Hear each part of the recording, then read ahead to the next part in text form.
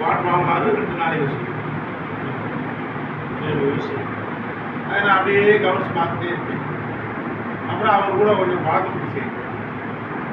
நல்லா ஜாலியாக பேசுறது, பொழுது விளையாடுறது, சிலமே அவர் ஜாலியாக பேசுறது.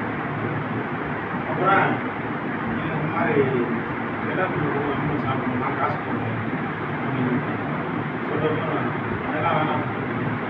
அதுக்கப்புறம் அவர் ரொம்ப ஃப்ரெண்ட்ஸ் கொஞ்ச நாள் ஒரு ரூபாயாக நடத்துவேன்.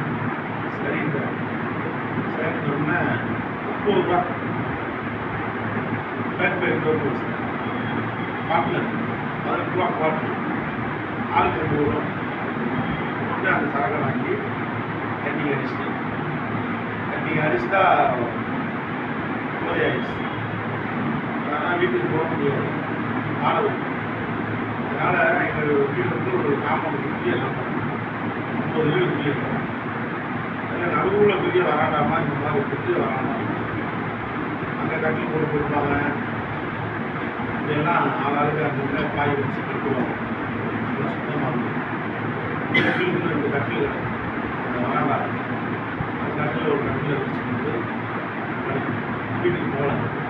கொட்டா வாங்கி சாப்பிட்டுட்டு சாமான் இதுதான் இதில் ஆரம்பிச்சதுங்க புரிவாங்க.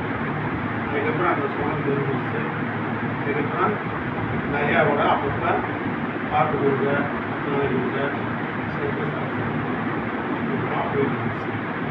இந்த காலகட்டத்தில் அதுக்கப்புறம் ஃப்ரெண்ட்ஸ் அவங்களோட சேர்ந்தோம்னா அதில் நம்ம என்ன மாதிரி ஒரு ஆக்டிவாக இருக்கிற ஒரு அவங்கள அந்த இதெல்லாம் செய்வேன். பிடிக்கிறது, சீர்படுத்துறது, எதனால அந்த பையனை அந்த ஜஸ்ட் பைப்